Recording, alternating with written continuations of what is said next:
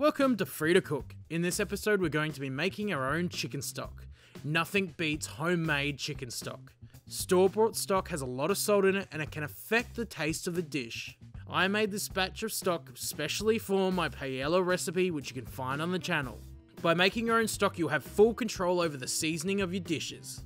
To start off with, you're going to need the largest pot you have. To this, add your leftover chicken bones or offcuts. I had some uncooked chicken bones left over from pan roasting some chicken for dinner the night before, but the remains of a roast chicken will work perfectly too.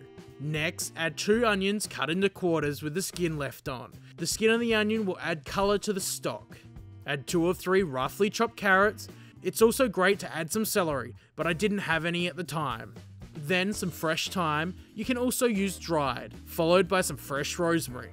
Next, you want to add 2 bay leaves. I'm using G-Fresh's great range of spices and dried herbs.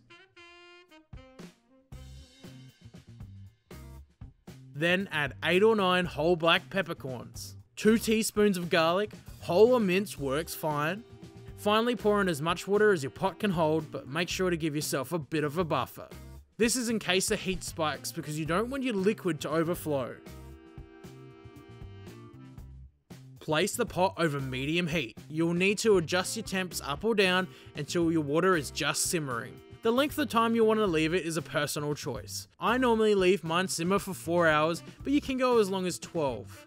When the stock begins to simmer, you'll find on top a small amount of what looks like pond scum. Make sure to remove it because it can affect the flavour of the stock. Once you've found that perfect temperature for the pot to simmer, it's a matter of leaving it to do its thing.